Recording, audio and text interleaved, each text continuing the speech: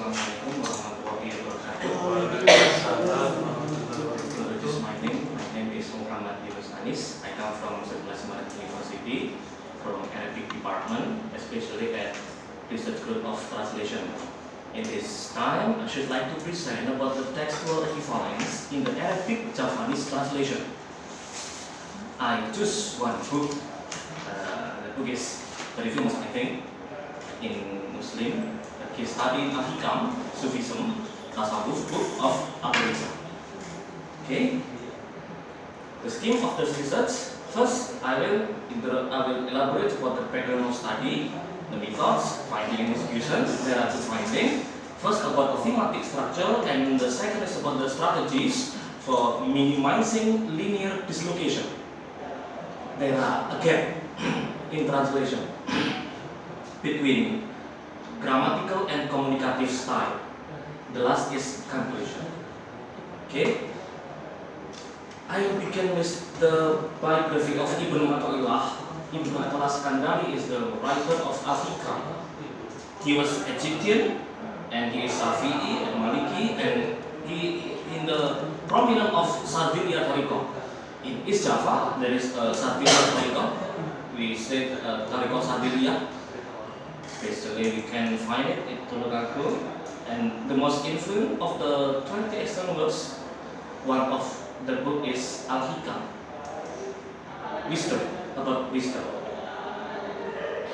Javanese translation, there is Arabic and Javanese translation.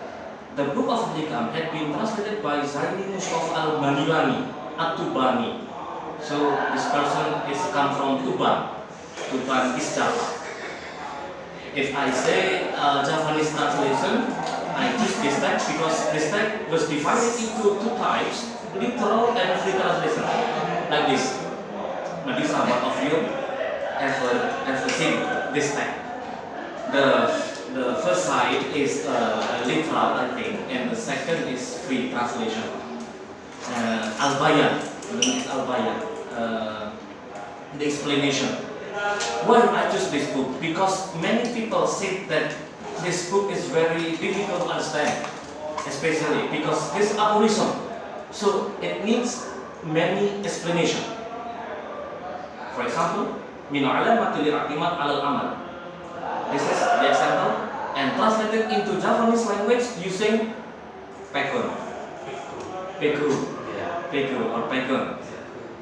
Min alama itu tetap setengah saking, alamat tondo-tondone al-i'timad tetanggenan. Ingatasi amal. This is Javanese language. So there is Arabic into Javanese. The hypothesis is, I want to know the information structure in this text and also the linear dislocation to bridge or to connect the gap between grammatical and also communicative style. I use the theory of Mona Becker. Mona Becker said that equivalence in translation, there are 4 items. The first is lexical equivalent, grammatical equivalent. The third is textual equivalent, and the last is pragmatic equivalence. So there are 4 types of equivalence. In this case, I want to elaborate about the textual equivalence. So the textual equivalence is my first problem. How is the textual equivalence between L1 is source language, and Javanese is L2 is target language in the aphorism book of Al-Hikam?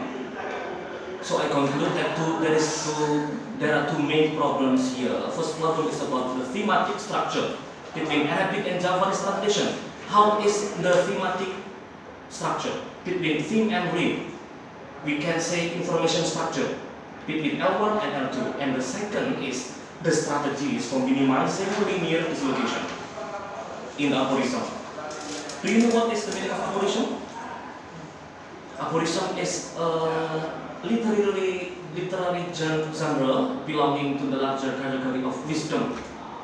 Kata-kata hikmah kalau kita nanti. Literature, especially famous, and is short sentence, but concise and full meaning, very deep meaning, and generally paradox. Look at this example. Ilahi ma aqrabaka minni wa ma ab'adani anka. Wahai Tuhanku, ilahi, begitu engkau dekat dariku. There is paradox between aqrabaka dan ab'ada. Aqrab begitu dekat, ab'ad begitu jauh. What is the meaning of this aphorism? Begitu dekat engkau dari Tuhan, begitu jauhnya aku darimu. This is one example of Alkitab aphorism. And now, the researchers want to know about the textual equivalence in the Arabic Javanese in Alkitab. Becker had been concluded that this type of analysis becomes the part of connectivity analysis between text and non-text. And we will use the theory of clause as message. This is belong to Arabic. For example, if I say in recent language, saya makan roti, we can divide this sentence become saya subject, makan predikat, and roti is object. But if using clause as message, this sentence can divide into two segments. The first is theme, the second is rhyme.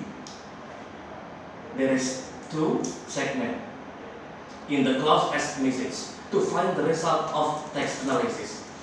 Saya is theme, makan roti is rhyme. Saya is a given information, and rhyme, makan roti is new information.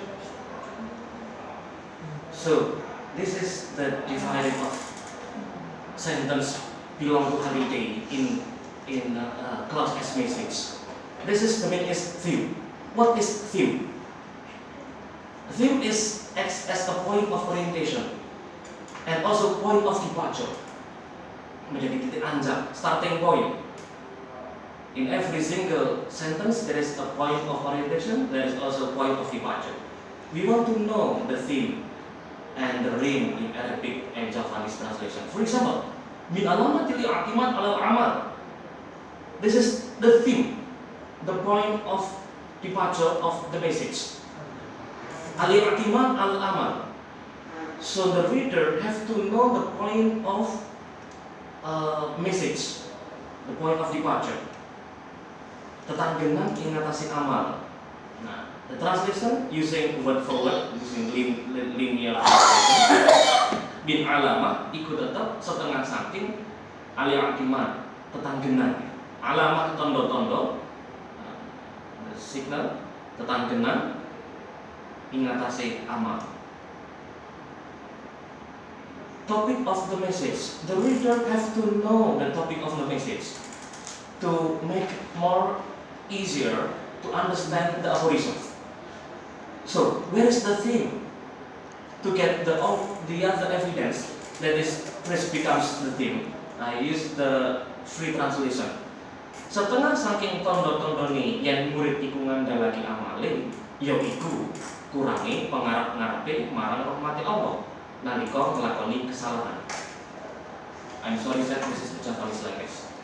Yeah, if you don't understand, I make apologize. Setengah saking is the theme. I refer to the Arabic. Yeah, okay. Min alamatil i'timad alal amal. So the ring is nuqsanul roja inda wujudi zalam. The new information. What is the new information? The ring is the second segment. What the speaker says about the theme. It is the goal of the discourse. So we have to know where is the ring, where is the theme in the aphorism to make more understand about the aphorism. Nuqsanul roja kurangi arab indah wujud salah ing dalem nalikane wujude kesalahan. This is the ring. So aphorism can be divided into two segments, the theme and the ring. The theme is given information. Given information is information the reader and the listener can, the speaker and the listener can understand and have known before. And the ring is the new information.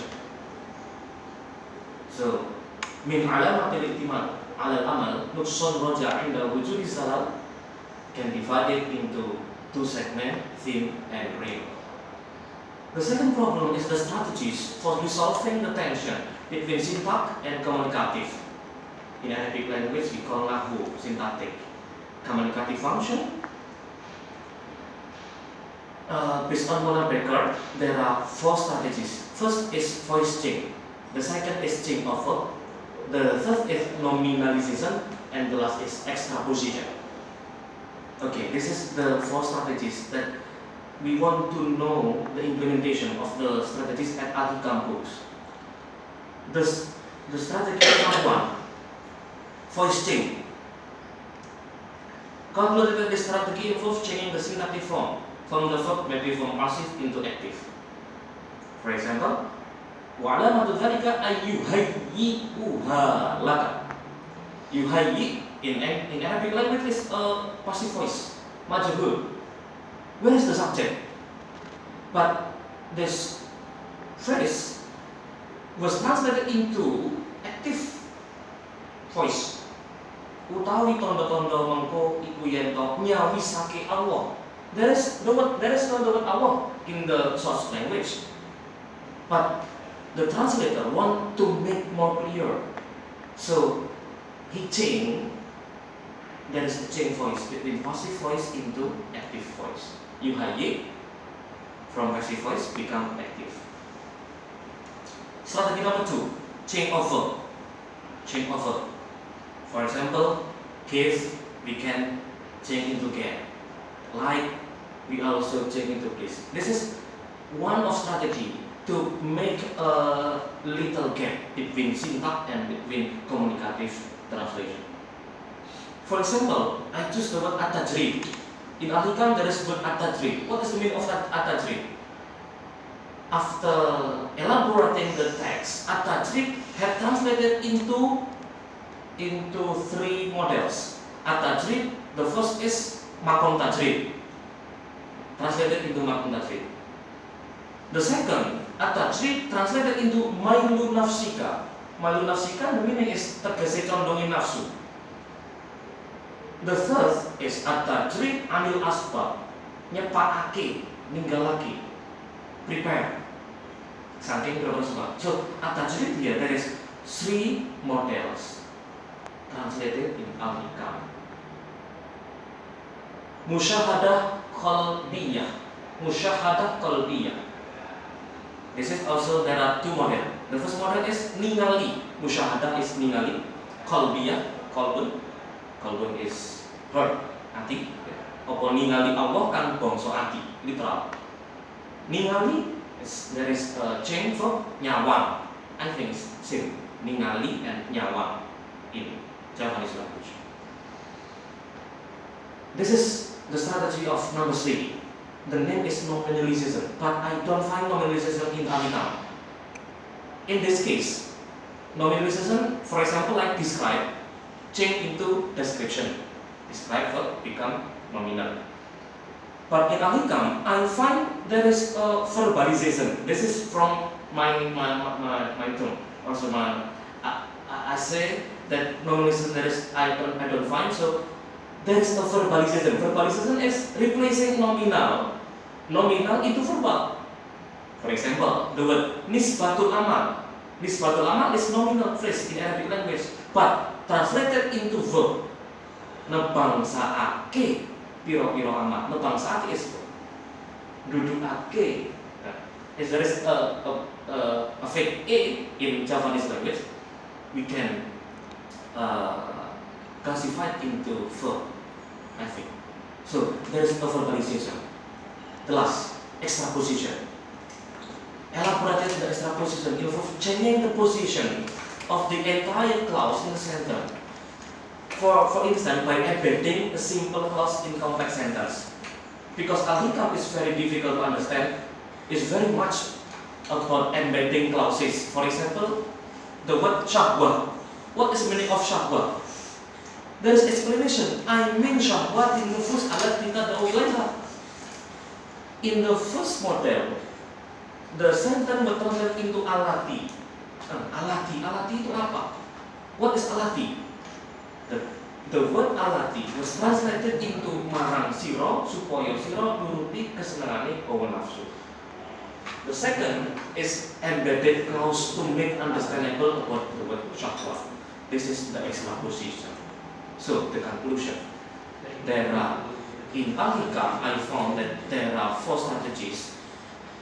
First, second, and third, I classified into morphological case, we call soft in Arabic language, and the fourth strategy classified into syntax problem, we call nahwu in Arabic language. And aphorism Al-Alhikam, we can divide it into 2 segments, theme and rim. The given information and new information. We can know a lot about this theory in Monateker, and there is John T. also, and Ronald John, historical of Sufism, I think is the references. Thanks a lot for your attention. Assalamualaikum warahmatullahi wabarakatuh. Okay, I open to the floor. The time is it? The time is up. We should finish 4:45. Okay.